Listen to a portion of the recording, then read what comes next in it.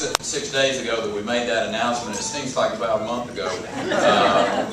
We've covered a lot of country, seen a lot of people, but a great privilege to be back in the Palmetto State.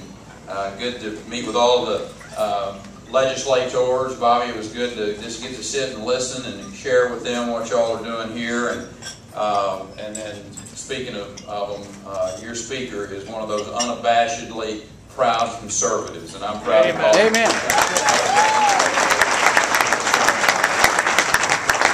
And Anita will share with you, it has been a whirlwind for the last 7 days as we moved across Texas, but it was a look. I look at it as an awesome. We covered that much country. I guarantee it seemed like we were going from El Paso to Beaumont. In fact, we were going to New Hampshire to Iowa and back to New Hampshire and then to here. So it has been a whirlwind, but it was an opportunity to look people in the eye. It was the opportunity to shake their hands, to discuss their hopes, their dreams, and frankly to earn their trust. I happen to believe that our message has momentum. Even though this administration tries to tell us that the recession is over, citizens don't feel like we're in a recovery. If you're one of those 1 in 10 in South Carolina that are out of work, or one of the job seekers who, you look so long that you've just given up, you know for a fact we're not in a recovery. The fact is 1 in 6 work-eligible Americans cannot find a full-time job.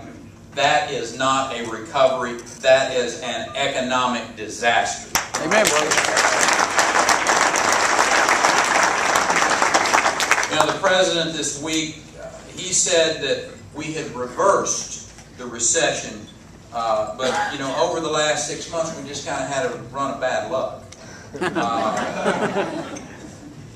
Our economic plan shouldn't count on luck. It should depend on some sound economic principles. President Obama's policies increased unemployment. It exploded the debt.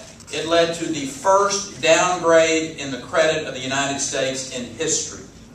We don't need an excuse maker as the commander-in-chief who assigns blame instead of taking responsibility. Amen. We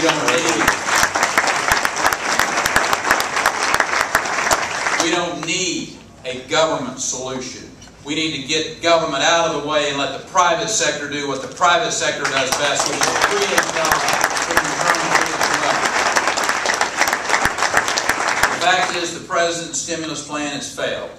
The Obama administration recently referred to food stamps as an economic stimulus. Food stamps are not the solution. They are a symptom of the problem.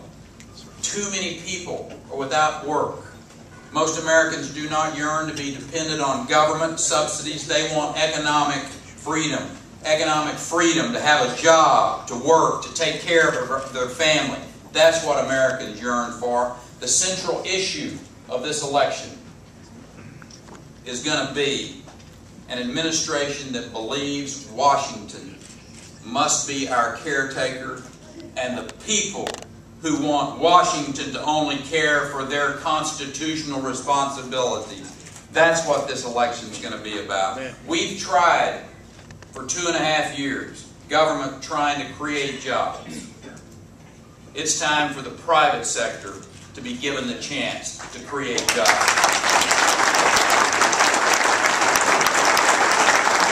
When we talk about job creation, I'm pretty proud of the record that we have in the state of Texas. Since June of 2009, my home state has created 40% of all the jobs created in America. And as governor, I've governed on just a few but basic principles. Number one is don't spend all the money.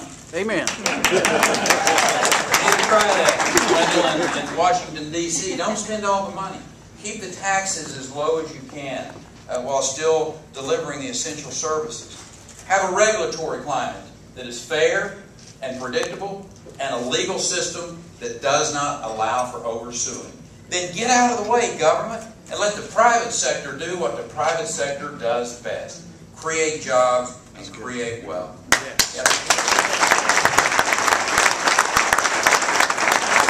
For 10 years, Barrett, that is the process that we put in place in the state of Texas, and it has produced the strongest economy in this country.